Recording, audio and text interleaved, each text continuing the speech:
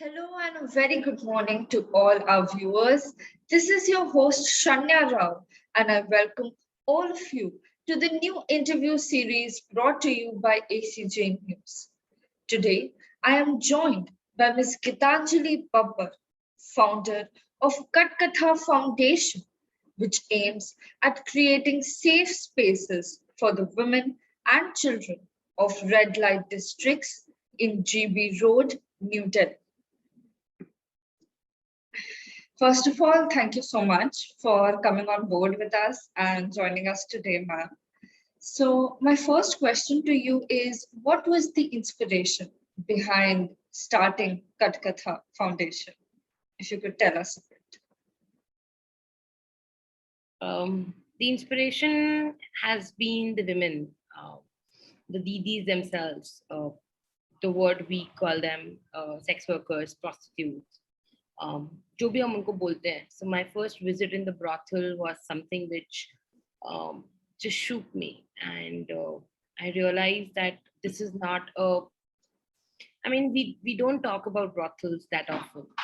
We talk about everything in the world, but we are very scared of going into those spaces in the brothels. And when I went there, I was like that.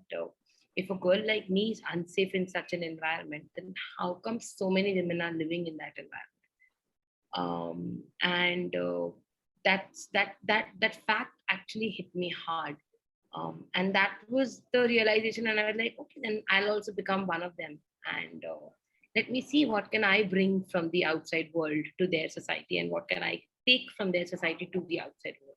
You just mentioned that there is not much conversation around the problems and the difficulties that the sex workers, the women, and their children go through.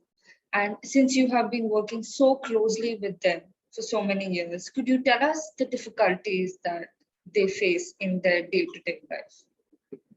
Yeah, actually, when they are born, they're born they are born as a child of a sex worker, and that in itself is a big, I would say, they feel it's a big baggage. And in our society, it is a big baggage. It's a big taboo to say that, okay, my mother is a prostitute, or my mother works in a brothel. A child, it's very difficult for a child to even accept that fact that I'm born to a sex worker. So that is a very big challenge for them. And because of that, they just don't get the opportunities which you and I are getting. Like, there are no schools on GP Road. There are not no schools in that red light area. And the worst part is that if a child wants to go out, and if a child wants to study out, then that stigma that, oh, you're a child of a sex worker, stays with the child. So the child is always in a fear that what if my friends get to know that my mother works in a brothel? Just imagine a small child who is seeing his or her mother going inside a brothel with the clients every night, every day. What actually goes through inside such a child? So if you ask me, challenges are immense for a child and a woman out there. They have no opportunities. Nobody even wants to talk about them. Everybody look them like, they're not good people. I mean, like you just mentioned, the accessibility of resources and the acceptance is such a huge challenge for them. So, during the COVID pandemic and now, has the situation changed? For instance, let's talk about resources, let's talk about vaccination. Are the women and the children properly vaccinated? Were they able to get medical help? Surprisingly, during COVID, maybe because of the intervention of a lot of NGOs also, and we have been working really hard to share this whole issue of GB Road and the lack of resources there with the outside world. And like us, there were 2, 3 more NGOs who were working very hard during the whole COVID time. And yeah, so we were able to raise funds, we were able to raise resources. The government was also giving little attention, like especially the DMs and all, they were giving pretty good attention that time. um, People were coming up and they wanted to contribute in some or the other way. So I would say that resources wise, there was not much crunch. There used to be, there has been instances when there was no vegetables to eat, because you get dry ration but you don't get vegetables. You get dry milk powder, but you don't get milk. And the women have no liquid money in their hand. Whatever they have, it's what they can cook.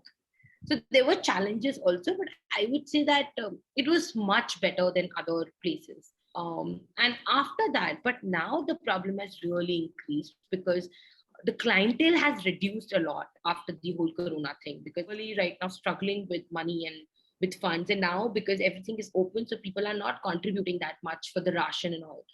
The NGOs have also almost stopped giving them dry ration because you can't raise much funds for that now. So now situation is little tricky, but during the corona time there were enough resources. So, ma'am, now aren't the government or the authorities taking any step? Actually, if I say government, I would just say the DM of our area has been really active, uh, and that's it. There is no other support by the government, and DM can only do to some extent. For government, sex workers has never been a problem. They never even, for them it's an ignored issue. They don't even want to look at it. The politicians are least interested in knowing what is happening in a red light area. The writers or the reporters or the journalists, they should try and cover this situation more and bring out what the community is facing. Maybe that could help. Do you think as one of the solutions? Yeah, I definitely feel, I myself, I'm a media student, so I really feel that media can play a very important role. Uh, Media has been playing a very important role, but somehow when you talk about sex workers, I don't know why they also just want to romanticize the whole topic. They are not invested in a topic that maybe from my one story things can happen, and then I would do a follow-up, then I would do an again follow-up. That passion is missing, and I feel if we get some journalists with that passion, things will definitely change. The politicians will definitely be forced to look into this issue and give attention to this issue. Wish you all the best, ma'am, for the future, and thank you so much for doing this. All right, thank you, take care. Well, this was it for today's episode. Stay tuned for more. This is your host Shanya Rao, and you are watching ACJ News.